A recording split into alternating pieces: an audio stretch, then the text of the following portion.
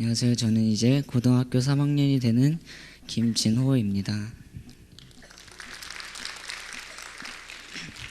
사실 제 인생은 앞에서 얘기하신 분들처럼 그렇게 파란만장하지 않습니다.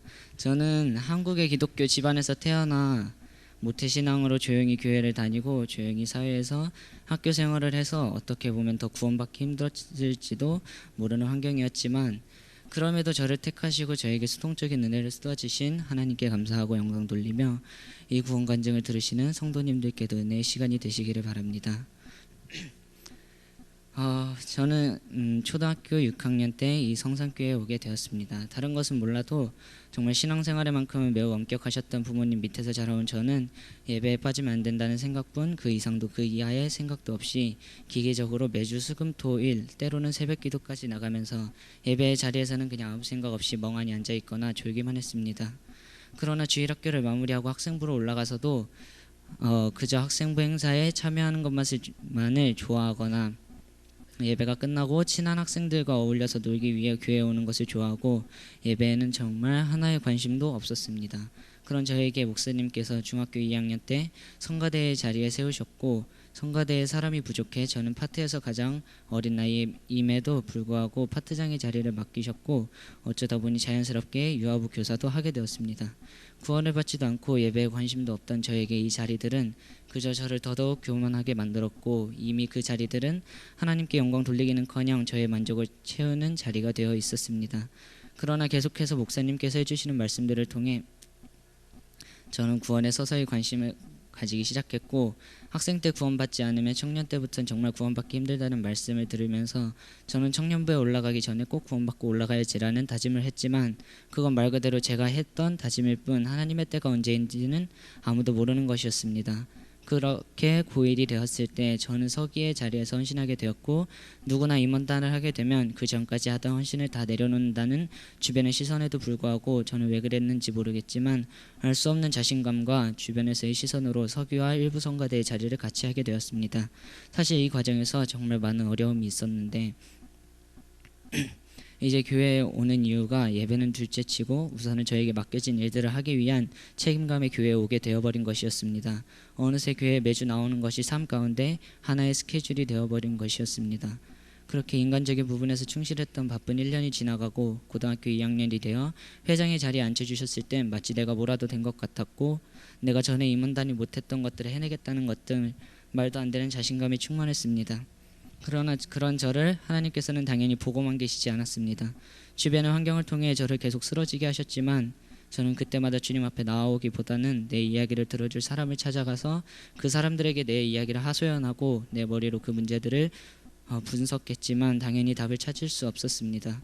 그러다가 어느새 학예 수련회를 가게 될 때가 다가오고, 준비하는 회의를 하는 중에 간사님께서 만약 이번 수련회를 진심으로 기대하고 준비하면서 나아가면 모두 구원받을 수 있을 것이라고 하시는 말씀을 듣고 내심 기대하는 마음이 생겼습니다. 그리고 수련회에 가서 둘째 날 저녁에 목사님께서 구원론을 해주신다고 하셨을 땐 기대감과 이번에도 아무렇지도 않으면 어떻게 하지라는 불안함이 동시에 있었습니다.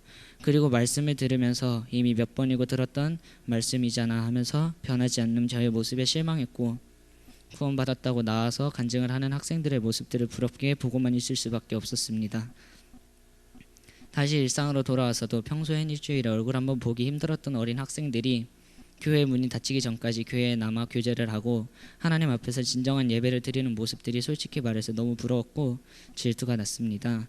그리고 초조하기도 했습니다. 만일 남은 구원받지 못하면 어떻게 하지라는 생각도 들고, 이제 학생부도 어느새 1년 조금밖에 남지 않았다고 생각해보니 너무 안일한 마음을 가지고 살아왔던 것만 같습니다. 그때 수련회에서 오도성 선생님께서 해주신 말씀 중에 하나님께서는 정말 간절한 마음을 가지고 나오는 사람에게 구원을 주신다는 것이 생각났습니다. 그러나 그 간절함마저도 하나님께서 주신다는 것이었습니다.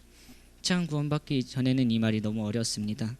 그리고 얼마 후 금요 철야 예배 시간에 김은갑 전도사님께서 초막절에 관한 설교를 해주시며 우리가 어떤 행사나 예배가 끝난 뒤에 무엇이 남아있는지 아니면 마음이 공허한지 아닌지 생각해보자고 하시는 말씀에 내가 지금까지 18년 동안 교회를 다니면서 말씀이 머릿속에 남아있었던 적이 있었나 하고 지금까지의 제 상태를 돌아보게 되었고, 지금까지 교회를 헛다녔다고 생각하니 그렇게 마음이 공허할 수가 없었습니다.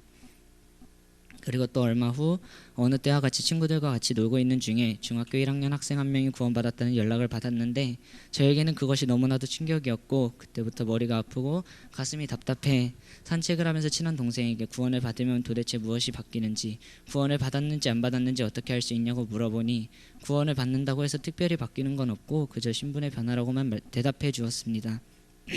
집으로 가는 버스 안에서 이젠 더는 안 되겠다는 생각이 들고 나도 진짜로 구원받고 싶다는 생각으로 머릿속이 가득 차 집에 가자마자 학예 수련회 때 적었던 구원론을 다시 읽어보아야겠다는 생각이 들었고 그때부터 정확히 뭐라고 표현할 순 없지만 알 수 없는 기대감에 가슴이 두근거렸습니다.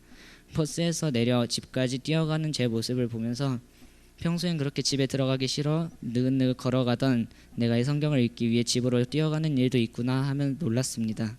집에 도착하자마자 바로 책상 앞에 앉아 그때 필기했던 것들을 보면서 성경을 읽었습니다. 그리고 그 성경 구절들을 한 페이지에 쭉 적었는데 그 중에 제가 다시 한번 놀랐던 것들은 분명 이 죄에 관한 말씀들은 구약과 신약을 갔다 하면서 몇천 년의 세월 동안의 말씀 구절들 중 몇 구절만을 적어놓은 것인데 이것을 그냥 쭉 읽어도 어색함이 없이 연결되는 것이었습니다.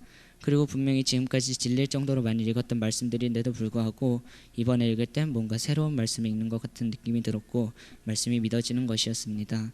갑작스럽게 찾아오는 변화에 저는 내일 교회에 가서 만나는 사람 중 아무에게나 이 일에 대해 얘기해야겠다고 마음을 먹고 다음날 주일 아침에 교회에 갔는데 평소에는 교회에 오면 해야 할 일들만 생각나고 말씀에 대한 기대는 없이 뭔가에 짓눌려 있어서 힘들었던 반면에 본당에 들어서는 순간 마음이 너무나도 차분해졌고 예배의 자리에 나온 것이 감사하고 말씀이 기대되고 좋았습니다.